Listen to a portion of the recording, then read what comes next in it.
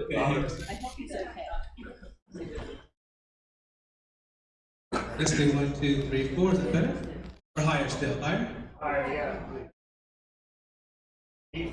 How about that? Is that better? Better. Okay, so we'll go with that then, okay? Sounds good. All right, we have one little bit of a, this microphone's coming out a little bit. So we have one little bit of a snafu here. Bob Milton is supposed to be here with the questions, and he has not given them to me yet. And so that was the purpose of doing it this way, which was done by intent. So he's probably had some kind of trouble or difficulty getting here. We're not really sure what's actually happened. We can't reach him by telephone, but we're all professionals, and so we're going to go ahead and go with the debate. I have talked to the candidates, and they are prepared to speak, and so they've all agreed to this platform. Hopefully, he'll be here shortly, and we'll be able to go ahead and go forth with the question. So, with that said, I would like to start here. What I'm going to do is pass the microphone around and have each one of you introduce yourselves, and then each one will get 5 to 6 minutes for remarks.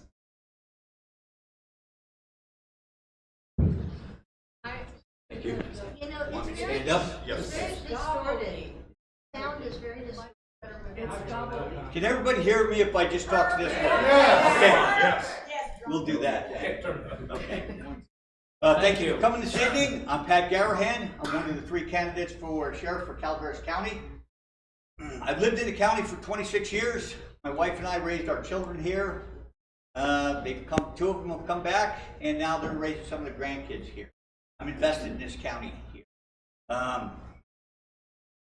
involved in a number of organizations. I right now sit on the Jenny Lind Veterans Memorial District Board of Directors. I'm the president of that board. I'm the vice chairman of the Calaveras Consolidated Fire Protection District Board of Directors down in Valley Springs area there. Member of the West Calaveras Rotary Club. I'm the community service chairman for that group there. I've been a youth mentor with the Calaveras Youth Mentoring Program. I'm entering my 5th year with that program now. I'm in the Marine Corps League. I'm also the Calaveras County Toys for Tots coordinator. So for the last 3 years, me and my wife, she does a lot of the work, are responsible for coordinating with groups throughout the county to distribute toys for them. I'm a member of the Law Enforcement Association also. Now, I started my career in law enforcement about 40 years ago. When I joined the Marine Corps, I was a military policeman from 77 to 81. After 4 years, I realized, wow, this is what I want to do. I want to be a police officer. I got out of the Marines, and I was hired in Flagstaff, Arizona, a small town up in the mountains there. Worked there for about 5 years. And then I went to Oakland, California in 1985. I graduated first in my academy class there. I was assigned to the patrol division, worked in patrol. I was a dog handler for a long time, 14 years. 5 of those I was assigned to the narcotics division where I worked undercover.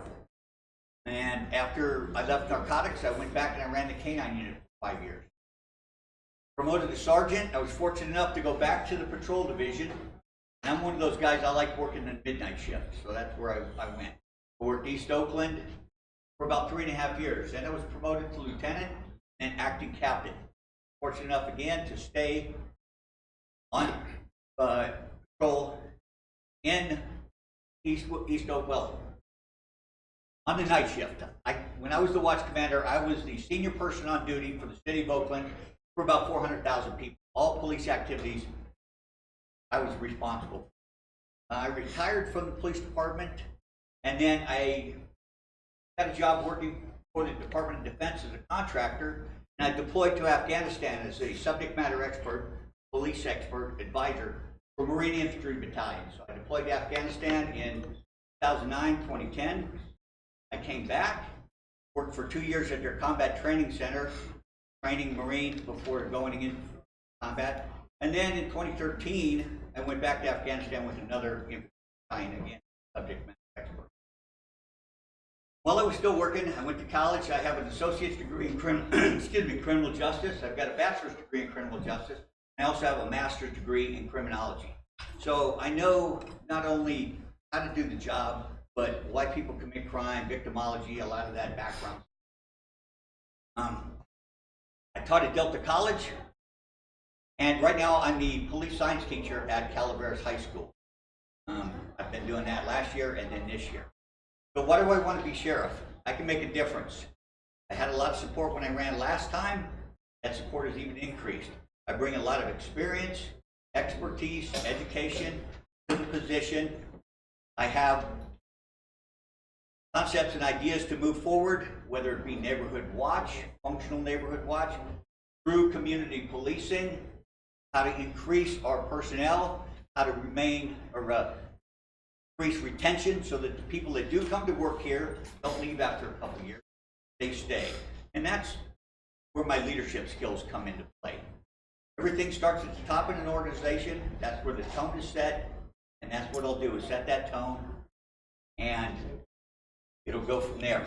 I want to make Sheriff's Office best equipped with the best trained people to provide you folks that live, work, and visit Calaveras County the best possible police service that we can. Thank you.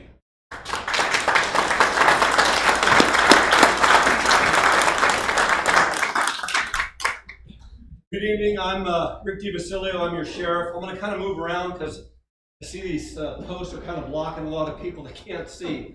I've been in this county since 1978. I moved up here, I grew up in the Bay Area, moved up here out of Saratoga, went down to San Diego for a little bit, and then, like I said, came up here in 1978. My father-in-law bought the Dorrington General Store. So I started in this county when I was a young kid, young man, I was 18.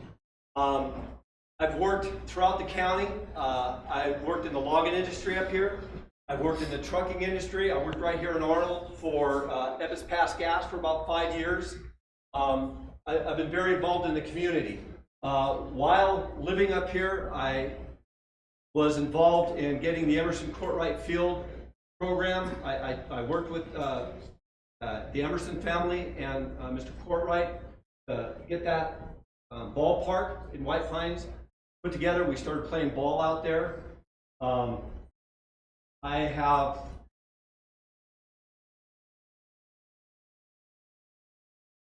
put a lot of time into this community, coaching softball for kids. And in 2002, I got hired by the sheriff's office as a deputy recruit. I went to the academy, graduated in March of 2003, and started on patrol back in 2003. Shortly after that, I was moved over to the school resource officer position. I was a school resource officer for about almost 4 full school years here in the county. I worked with all the kids. I worked on the Every 15 Minutes program, not only at Bret Harte, but at Calaveras High School. I went and got promoted to corporal here at the department. Continued at the school resource officer position for a little bit of time. Promoted to detective. I was a detective for 4 years. I got promoted and went back to patrol, and then I went back into detectives for another 2 years. While in detectives, I specialized in child crimes. I specialized in elder abuse crimes. Kids are very near and dear to me. That was one of the reasons why I was a school resource officer. Elders were very near and dear to me because I'm an elder now, but my folks, I am. My mom and dad are elders. I know a lot of folks that are elders, and our kids and our elders are targets. So my focus was on them. Right now, as your sheriff, I brought back the school resource officer position.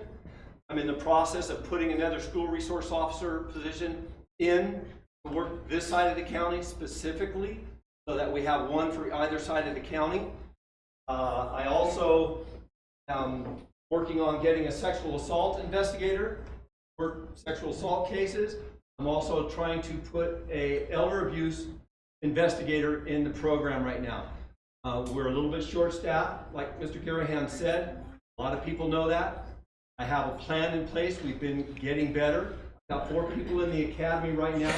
They will be graduating in July. I'll be putting another 10 in the academy towards the end of July. We are actually working on hiring 2 laterals. I've just picked up a couple of reserve deputies.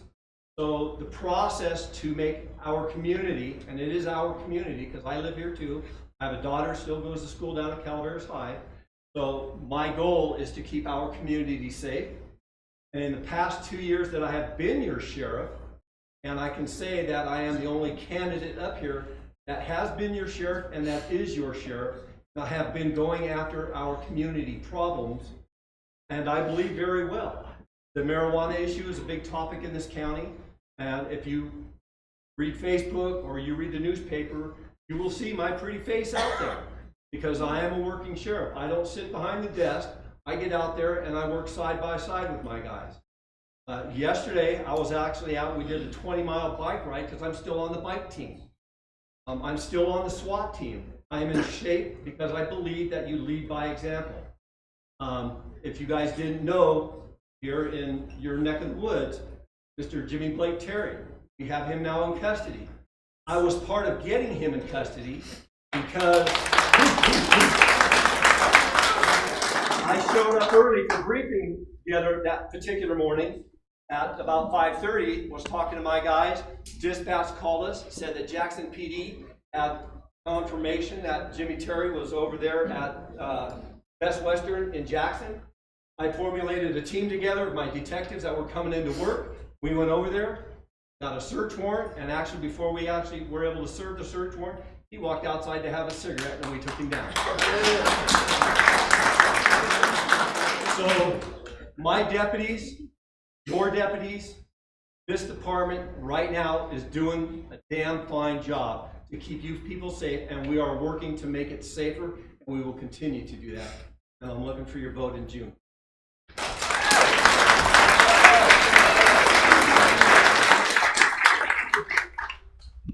Can you hear me? Okay. My name is Gary Stevens, and I'm a resident of this county. I've lived here almost 30 years. My wife and I, she grew up here. I have one child still in school here. Another one has graduated and moved on. She lives down in the Bay Area. I used to be a deputy sheriff here. I was your resident deputy here for 2 years, from 95 to 97. I worked here on patrol. I was a field training officer. I was a hostage negotiator. I was a search and rescue manager up here in Arnold with our SAR team. I was a detective, narcotics investigator, and like I said, patrol all over the county. The reason I am running is because my opinion and the opinion of quite a few other people, we've had a lack of voice and a lack of leadership in the sheriff's office. We've had what we call a permissive attitude towards the marijuana. Now, a lot of people are saying, what's wrong with it? It's not that people use marijuana. It's not that people grow their own personal use of marijuana. It's the commercial marijuana production and manufacturing that's gone on in the county. Don't have a lot of it up here in Arnold. But if you go talk to people that live in Circle 20, Bar 20, Diamond 20, Mountain Ranch, other places in Copperopolis, Valley Springs, they don't want it. They're tired of living by it. They're tired of driving by it. They don't want to smell it. They don't want to have to deal with it. Especially up here in Arnold, we have a lot of retired people. You moved up here, you live up here to get away from that. Okay? You're not as affected by it as many other people are, but if you talk to the people that live by it and they're affected by it, they don't want it here. And so part of the reason why I'm running is I'm the only candidate who is what we call pro-ban on the commercial marijuana issue. And I've made that very clear. I'm not riding the fence on the issue, because when it comes to leadership, leadership cannot ride on the fence. Leadership needs to make it is a choice. And when you talk about leadership, leadership takes a stand, it makes a decision, and sticks with it. We haven't had that. And just a week and a half ago, Mr. DeBasilio said, I'm riding the fence on this issue. We can't have that. We have been short of deputies. Okay? There is a morale problem in the office. Morale problem, despite deputies getting a 15% raise this year alone, are still leaving. But we continue to do the same thing we've always done, which is hire deputies out of the academy. We have these new kids coming up, they stay here for a couple of years, then they leave and they go to a higher paying department. I know I did that.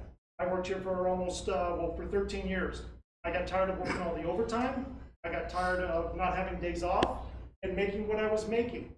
I went across the river to Amador County Sheriff's Office. I worked there for 5 years, made a lot more money. I'm currently a district attorney investigator in Amador County. I've been there over 10 years.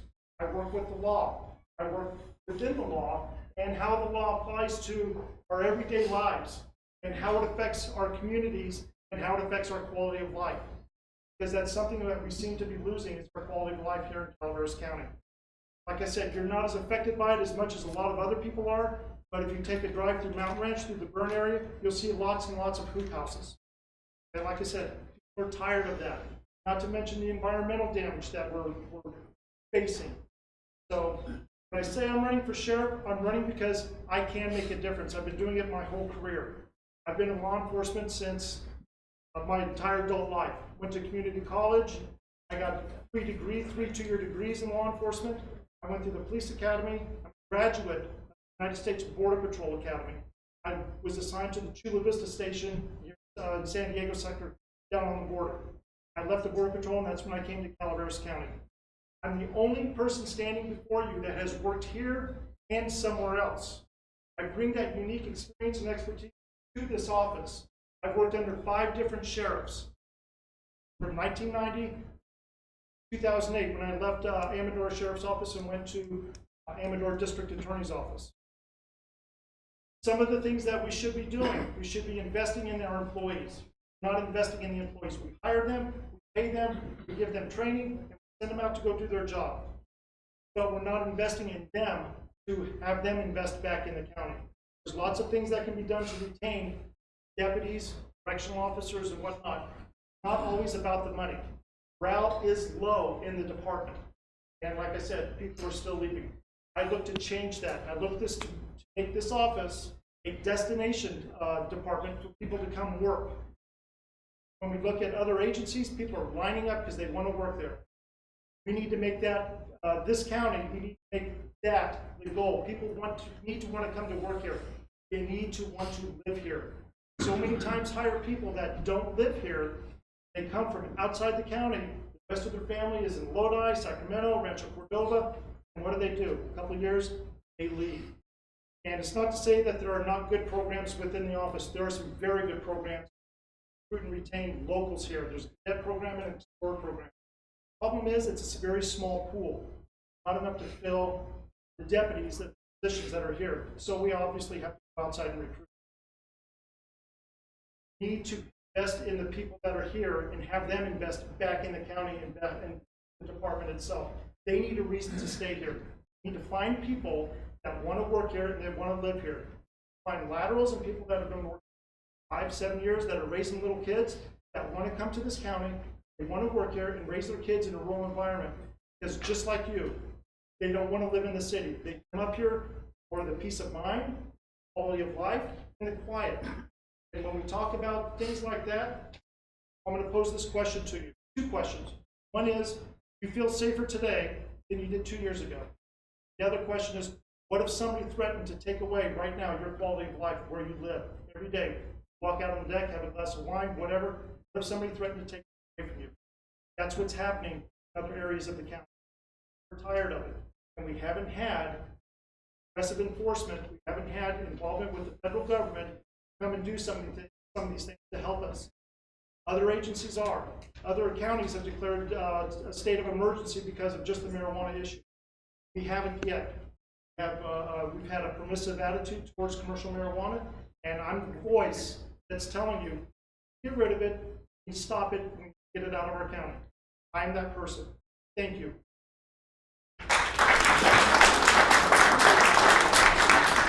All right, we have the candidates. Okay, we're getting back on track now, so I'd like to at this time introduce Bob Doty.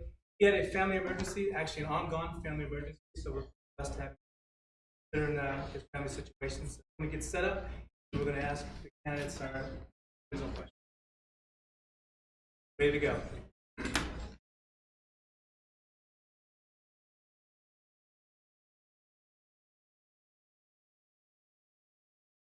Everything? Actually, you guys answered all the questions, so you can leave now.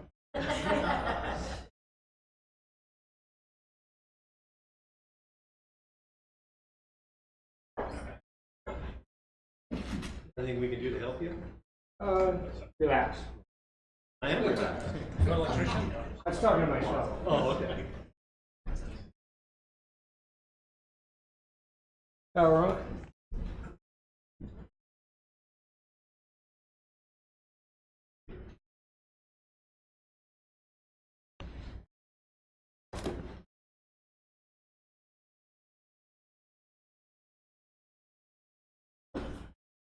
I'm gonna.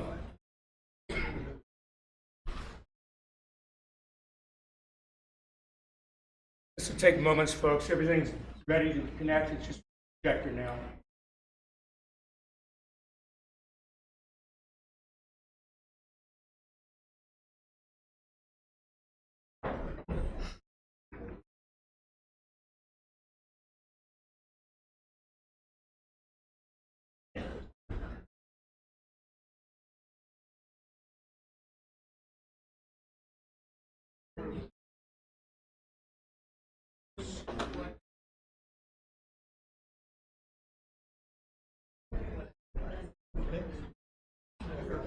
Mike, you got the microphone?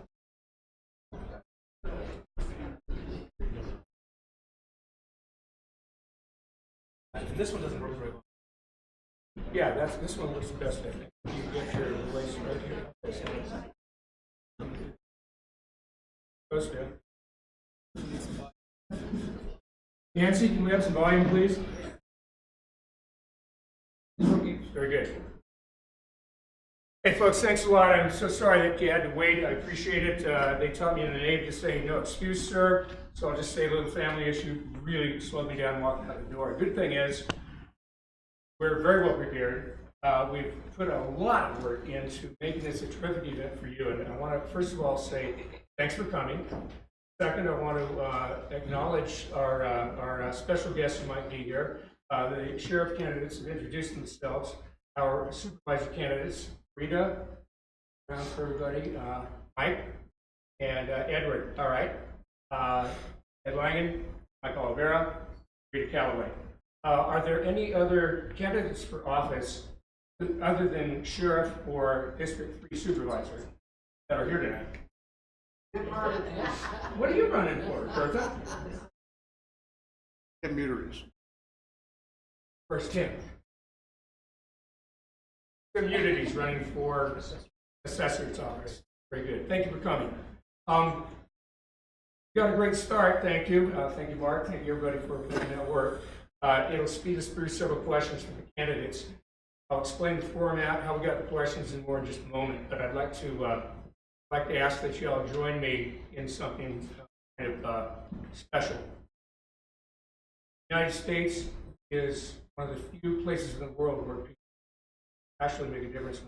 It's a privilege. It's something that I'm a realtor, and I'm talking with a client just the other day who came from some part of Russia and has lived in a few other parts of the world, and he said, without a doubt, this is the finest place in the world to be. So with that in mind, I hope you join me. Stand up and let's pledge allegiance to the flag. I pledge allegiance to the flag of the United States of America and to the republic for which it stands, one nation, under God, indivisible, with liberty and justice for all. Yeah, I'm glad the sheriff candidates and probably some of their employees might be here tonight, which means there were fewer on the road when I was speeding to get here in time. First of all, the questions. How did we put this together? What were the questions?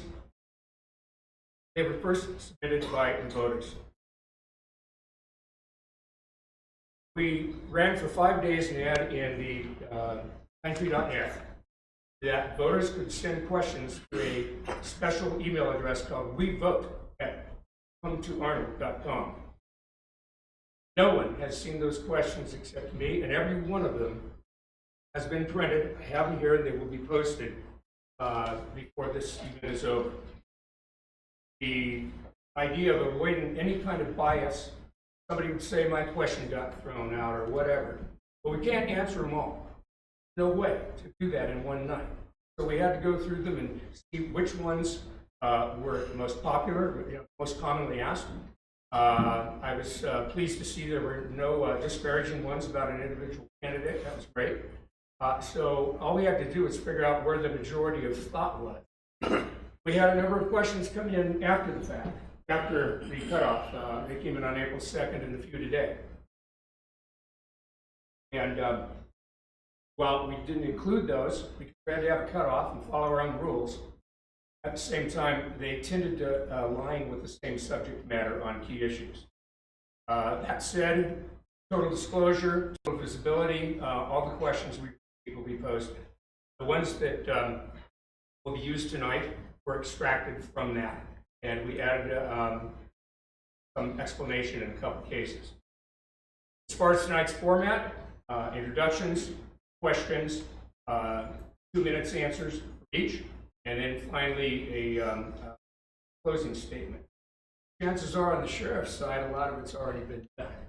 So with that here, let's get this thing moving along.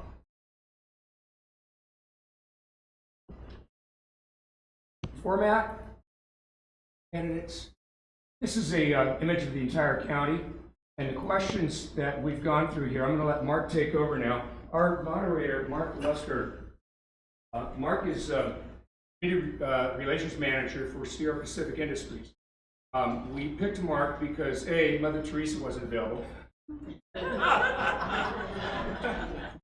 and B, Mark cannot vote in this county because he doesn't live in this county. So that's the best we can come up with, okay? Mark's accomplished at this. He has been the head of a number of business associations, chambers of commerce, an active contributor to the community for his company, and so we're really pleased to have Mark here tonight. Mark, I'm going to let you take over with the questions, and gentlemen, since 3 of you have already done some of this, kind of fly through them, make sure anything that wasn't answered is. Okay, I see a question here. There'll be time for. There could be, but we'd rather it be the way we set up the format. So let me explain that too. We knew that the questions from the floor turns into a nightmare of trying to manage it. Which questions are pertinent? Somebody still feels their question didn't get answered. Did they write them down and get filtered? Did they just go straight to the microphone? It's a challenge. So instead, we invited the public to send their questions as was done. And for 5 full days, it was able to be able to send them on in. After we're done, you'll have the opportunity to visit with the candidates downstairs. Hoya Woods very kindly agreed to stay open until 9 p.m. tonight. And even though we had an awkward start, we'll probably be done between 8 and 8:15. It's going to be the budget public forum. I suggest that you go through your list, ask questions.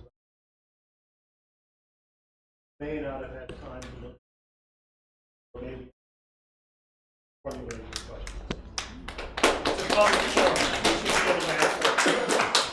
And you can go through all of your questions, but just reserve 5 minutes of time or 10 minutes of time for our questions. You're entirely welcome to ask questions. Our format is going to follow the program, and what we intended and will do, there will be time reserved. I think you might enjoy the more casual atmosphere downstairs. I'm not suggesting that we won't enjoy your questions. I think it's a great thing that you've done. I think it's fantastic that you brought all the candidates together. You just need to reserve 4 or 5 minutes of time for. I promise you there'll be time. Thank you. All right, that said. Will we have the rehearsal? Well, let's see how everybody feels when we get done with the full program, okay? Once the formal part's over, people might want to go get a beverage and chat. We designed this, and yes, it's a public forum, but we had to make some decisions how it would be done. It's fine, as long as we have 4 or 5 minutes for our questions. And time will be allowed there, and it's up to, you know what, this is for the voters. It's called democracy. If when we are done, the whole thing is for the voters, and if when we're done with the formal part, if the most of you want to stay here for that, we might have to do some change up with seats. But let's go. The goal is let's do it. Very good, thank you very much. Thank you, thank you.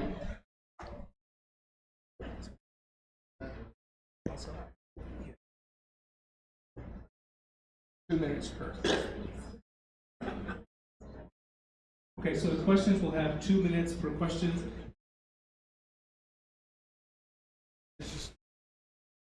How do you do it? Okay, so we're gonna jump right into this then. So first question, we'll start right out here with Mr. Graham. To whom does the sheriff report? What are the assigned duties?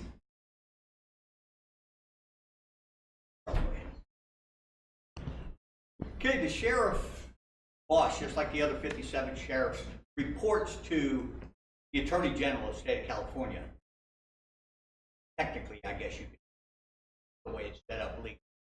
But the person or persons that the sheriff answers to in reality, reports to, are the people that live within Calaveras County.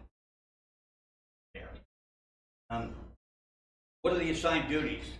The sheriff's office is the constitutionally mandated by the California State Constitution Office, and there's 3 roles that are mandated with it. One of them is keeping the peace, which means going on patrol, making arrests, that type of stuff. The other one is to attend to the courts, by bailiffs, security, that type of thing there. And then the last one is to maintain a jail. So each county, well, some counties don't, but we in Calaveras County, you have a jail, that's part of the sheriff's responsibility. Not a sheriff coroner here, so that's not part of the duties. Now, those are further broken down to investigations, record keeping, service of civil papers, those type of things. So constitutionally mandated, 3 things, and then that kind of goes out to about 5 other, total of 5 things. Thank you.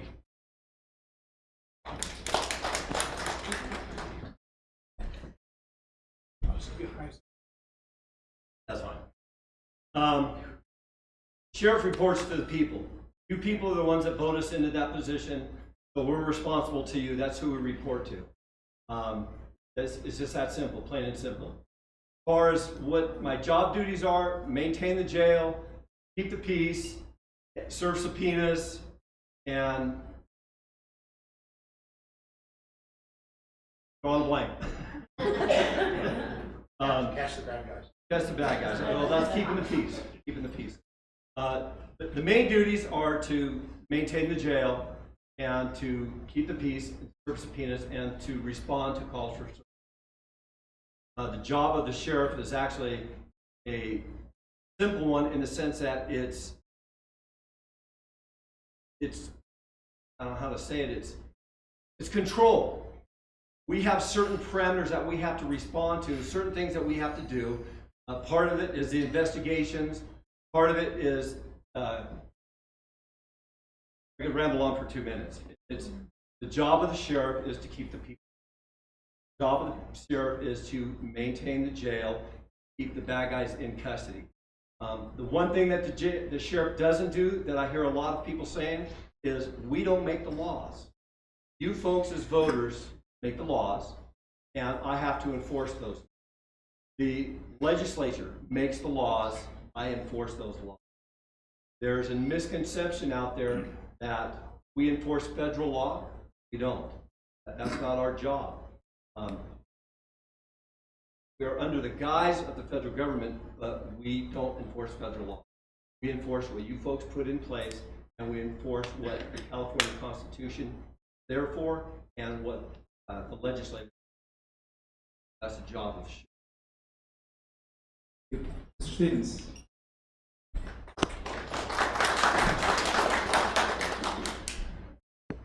Job of the sheriff, or I'm sorry, the sheriff reports to the citizens of that county, period, nobody else. He is responsible to the voters. The sheriff is the sheriff of that political subdivision of the state of California. To be a political subdivision, you have to have land, district attorney, sheriff, and an assessor. Those are the 3 constitutional officers in California under the California Government Code. What are the duties of the assigned duties of the sheriff? There are 4. One is to investigate crimes / keep the peace. The second is to provide a civil service to courts. Third is to maintain and operate a jail for care and custody of prisoners. And the fourth, and it's written in the government code, is to All search and rescue operations are the sole responsibility of the sheriff of every county. Now, some counties operate under what's an MOU, like the city and county of San Francisco. They have the fire department operate all search and rescue operations. There are MOUs with certain sheriff's offices throughout the state. They relinquish some of those duties and some of those responsibilities to some fire departments. But it is in the government code that the sheriff is the sole person responsible for all search and rescue operations within the county. Thank you. Next question. So question number 2. What is your experience, personnel, budget?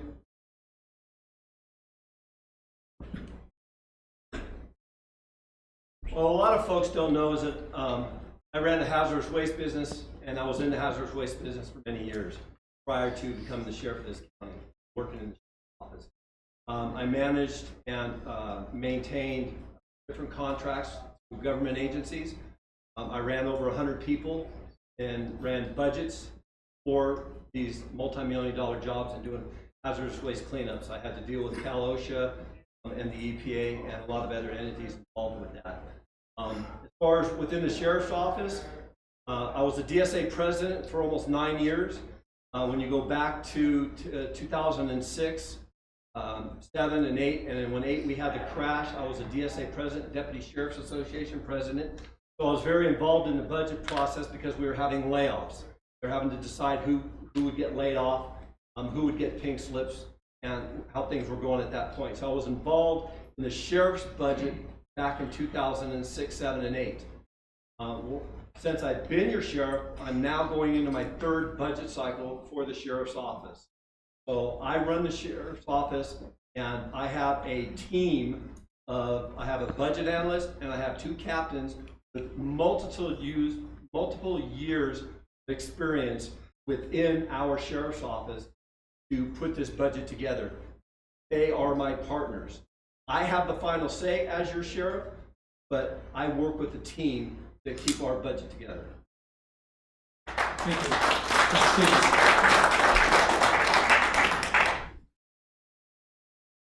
So as far as personnel, I work for a small agency.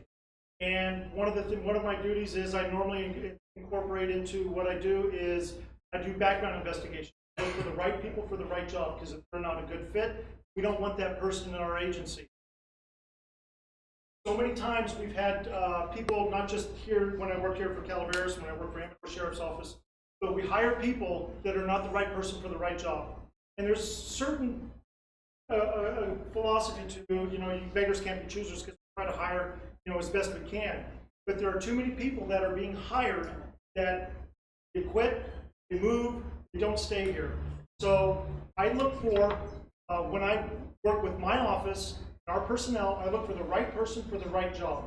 And when it comes to personnel management, what we're looking for is simply somebody that's going to stay here, somebody that's going to be a part of the team, and that's going to invest back in that office.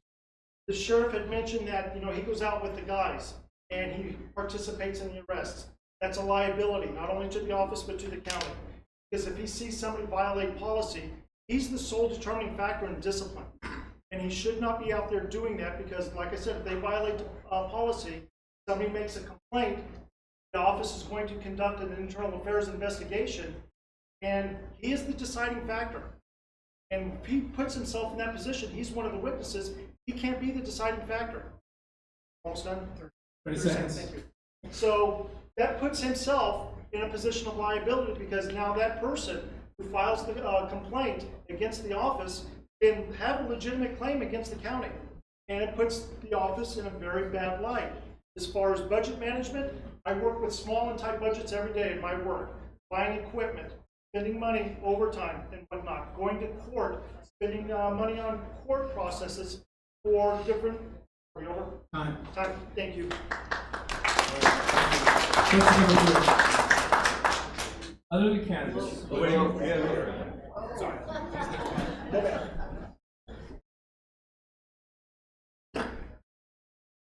Yeah, the question has to do with That question. back one question, Mike. To get the answer. Okay. Okay, what's your experience in personnel and budget management? Number one, I don't like to use the term personnel and management in the same thing. When I came up, I was taught that you manage products and projects. You lead people. So that's what I'll talk about there. My leadership experience. I was in the Marine Corps. I was meritoriously promoted to private first class, corporal, and sergeant. I was a 20-year-old sergeant, which was unheard of back in those days.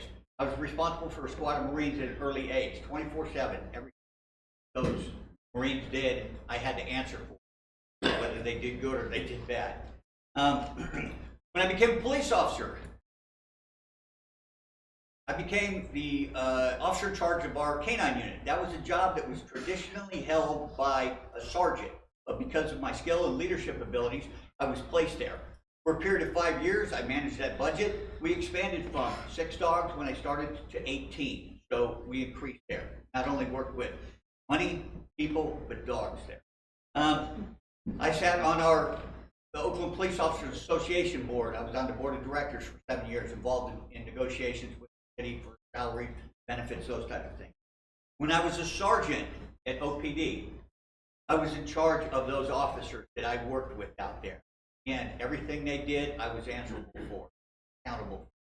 Just like when I became the command officer. I was part of, at times, well over 100 officers working that street. So I have a great deal of leadership and background in working with people and leading them. When I was the watch commander, I was responsible for that budget for the entire watch. Everybody's overtime, their pay, equipment costs, all of that stuff fell under my purview. Thank you very much. Thank you.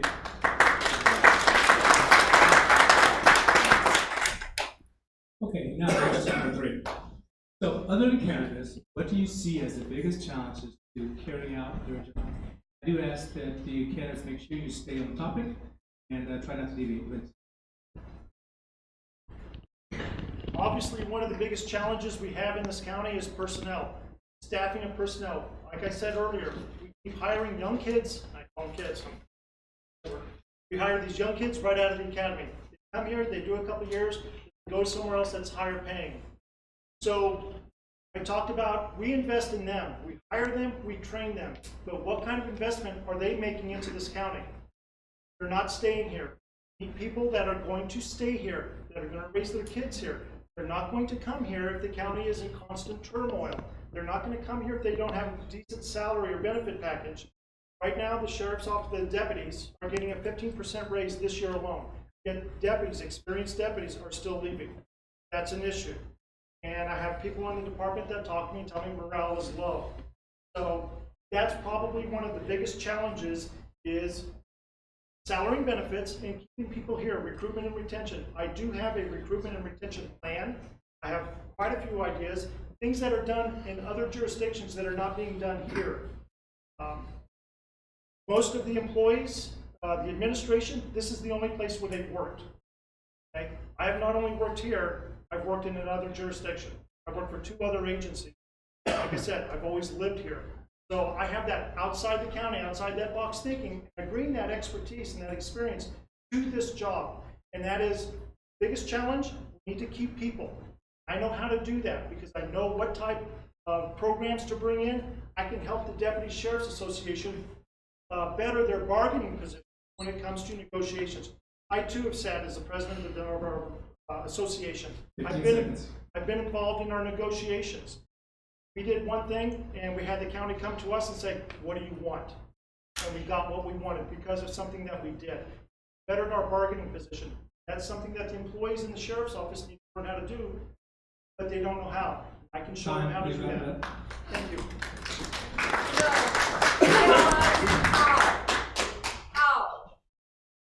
Ask the audience to also please allow each candidate to respect, go through the format. Thank you. I'll agree that one of the biggest challenges will be involving the retention of the deputies. Now, they just got a raise and we can talk about, oh, this, that, and the other thing.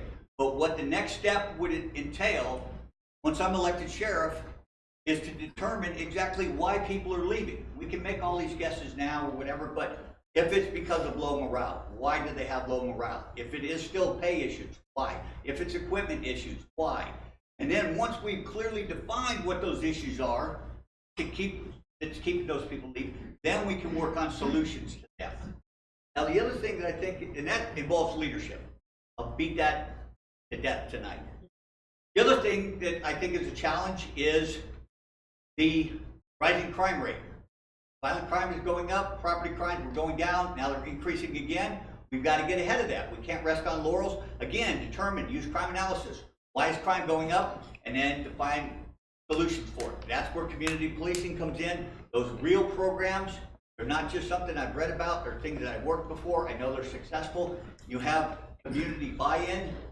Up here, people, by and large, support law enforcement, and we need to embrace that and work together. It can't be a one-way street, it's got to be a two-way street. So those functional neighborhood watches, those functional community policing aspects, it's got to be within the whole organization and then buy-in from the community, and that's where we'll see successes lowering our crime rate. Thank you.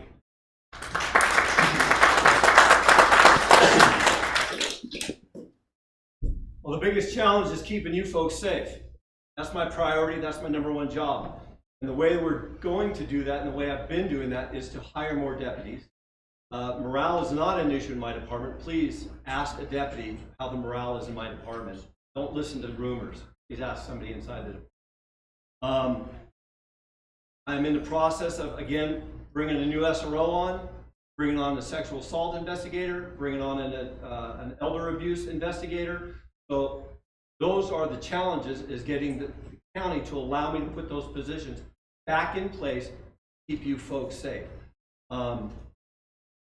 Working on bringing our fleet back up. We didn't buy any vehicles from 2008 to 2013. I'm just now starting to get on a program, working with the CAO and the Board of Supervisors, to get new vehicles back into our fleet. So we are moving forward. The Sheriff's Department as a whole has a plan. I have great folks working alongside of me, and with those folks, we will continue to move the Sheriff's Office in a forward direction to keep you people safe.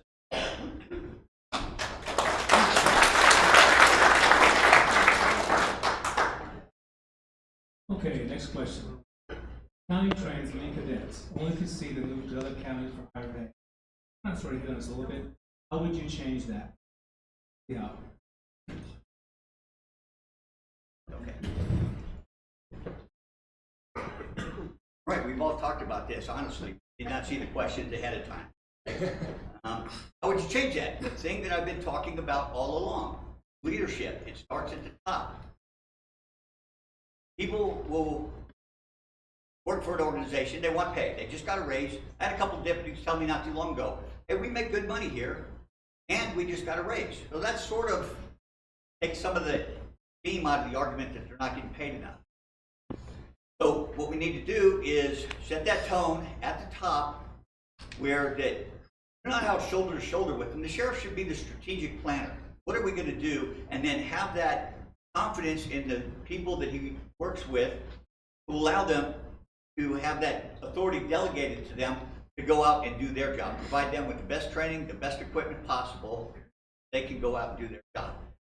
You let the people know that they're respected, that they're valued members of that organization, and that they're doing important work. I dedicated my entire professional life to being a police officer. That's important work. And we have to make sure that everybody we're working with throughout that entire organization, whether it's a correctional officer, whether it's a civilian non-sworn technician, or it's a sworn deputy, that every day they go out there, they're doing important work and they're valued out there.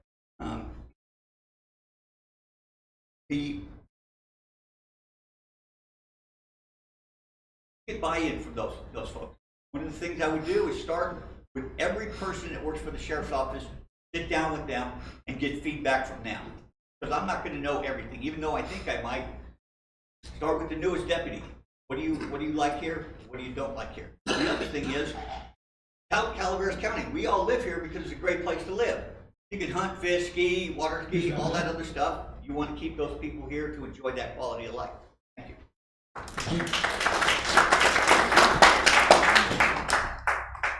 I will admit in the past, we've had cadets or young men and women that hire on, they do leave to go to other departments.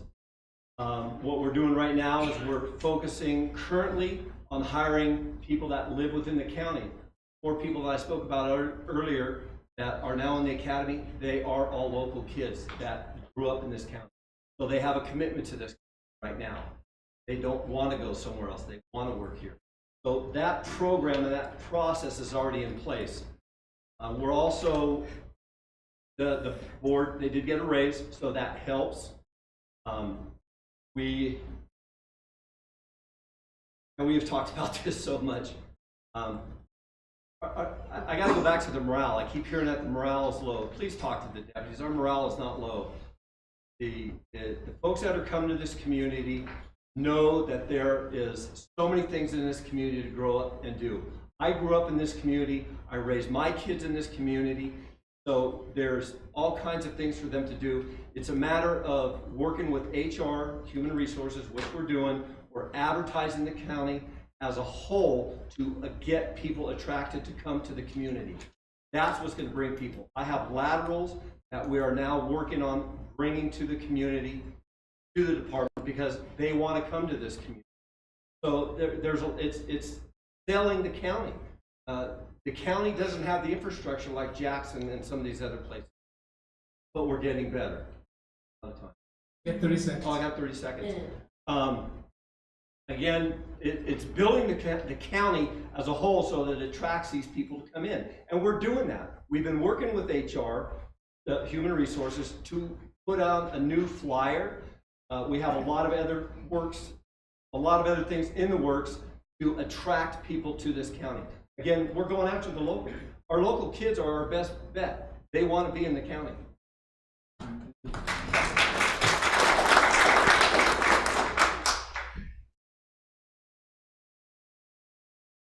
A couple of things, and I only have short time to talk about it. Morale is low in the department because I've had employees in the department tell me. The sheriff says talk to the employees. You have to understand that law enforcement is kind of a closed group. You don't talk usually to people outside of their group. You don't talk to people outside of law enforcement. It's rare that they do. If they do talk about things that are going on in the office, they're violating department policy because you cannot make disparaging remarks against the office that's a mission statement or the philosophies of the office. It's in their policy. I've read it. I have a copy of it right here. So morale is a big issue. Recruitment is a big issue. We're right now depending on HR to go out and recruit for us. I don't see anything in the Poor Act magazine. I don't see any flyers going to other agencies. We need to assemble a team of people to do more than just go to the police academies and hand out applications.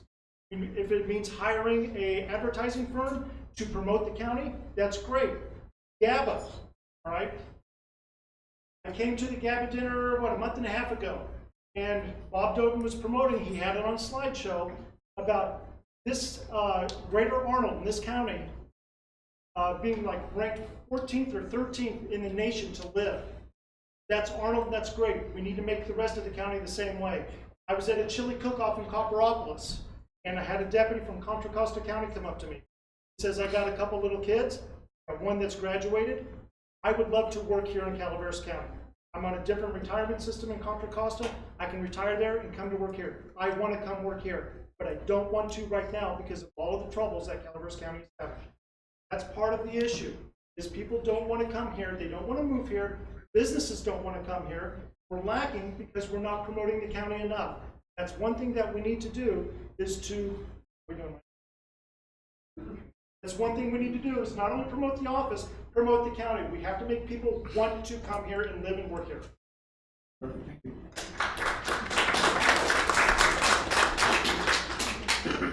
Next question. Last question. What is your personal position? All things cannabis. How does it differ? Yes. Questions?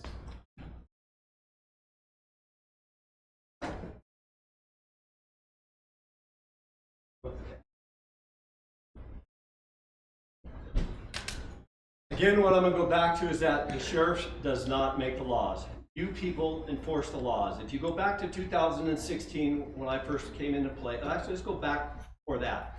Try and do it quick. 2016, February, Captain Macedo was acting sheriff. Barbara Yook, the district attorney, told the board of supervisors at the time, don't bring cannabis in. They chose to do so. 2016, when I took the position as your sheriff, I told the board of supervisors, it looks like you're going to bring cannabis in. Do not put it in the residential areas. They did it anyhow. That shows you that the sheriff does not have the position to make laws or rules. That is up to the voters and or the board of supervisors. So for people to think that I or any candidate can stand here and tell you that they can change the rules, they're wrong. They're misinformed. We can strongly suggest we did that. It didn't do any good. We have a situation right now, and I went after all of the illegal growers, according to the state of California and according to Calaveras County, that were doing growing marijuana illegally. You saw that. I talked about that earlier. We went after the illegal growers, the unregistered growers. Folks that were registered, they had to stay in compliance. If they were in compliance, we dealt with them as such. They did their jobs the correct way. We now have a ban in place. With that ban in place, the sheriff's office will go after all marijuana other than the 6 plants that the state of California says for recreational purposes. I can't touch that. None of these guys up here can touch that. But as your sheriff, I can assure you that if marijuana continues to stay an illegal substance in this county, it will be dealt with as such.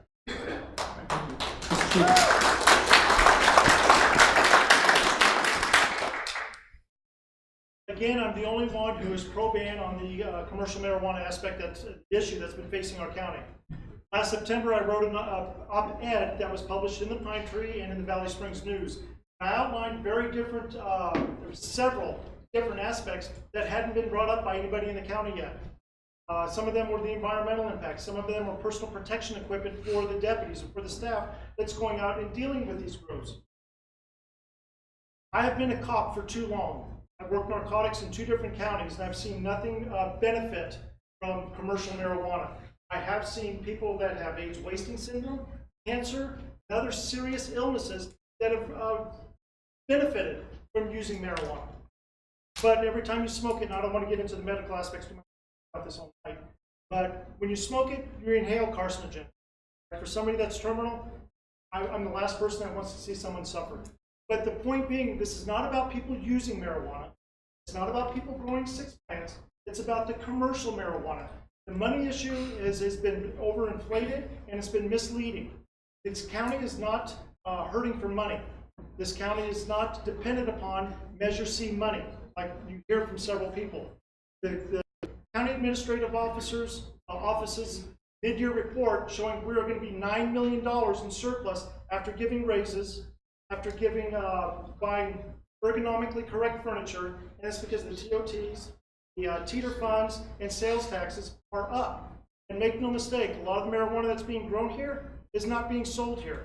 So when you see the signs, millions and millions of dollars, it's going out of state because the price has dropped out of the bottom in this state.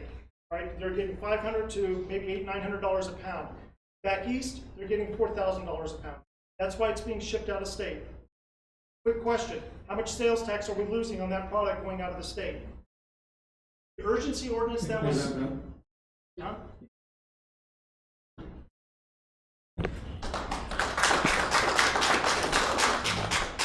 Okay, I'll begin by saying that as the sheriff does enforce the law. You've heard that a couple of times. So if the ban stays in place, as your sheriff, I would enforce that. Things change and we go to regulation, I would enforce those regulations. The question is, what's your personal position on all things cannabis and how does it differ? Okay, I've never used marijuana. Never smoked it, the only time I dealt with it was when I was a narc. Okay? But what I've come to learn, particularly when I came back from Afghanistan and I was working down at a combat training center, I worked with a lot of vets.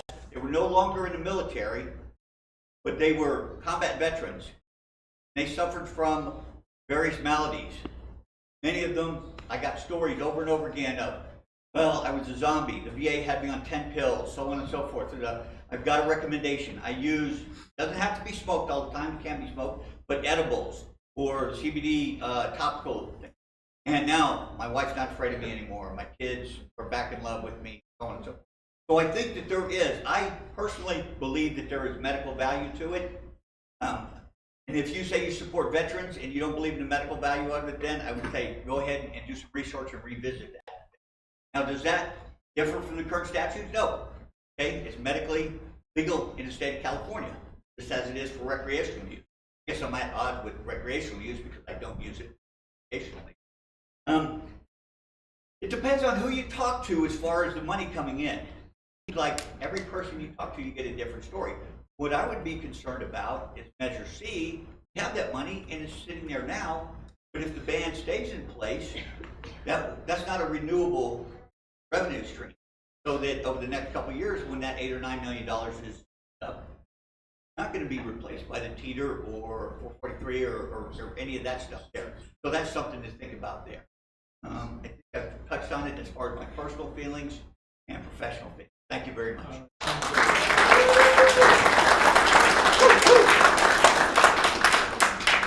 Okay, since we did the long opening remarks, we're going to go ahead and skip the closing remarks and on to the supervisors. And I'd like to thank the candidates for coming out tonight and sharing their viewpoints. Please give them all a big round of applause.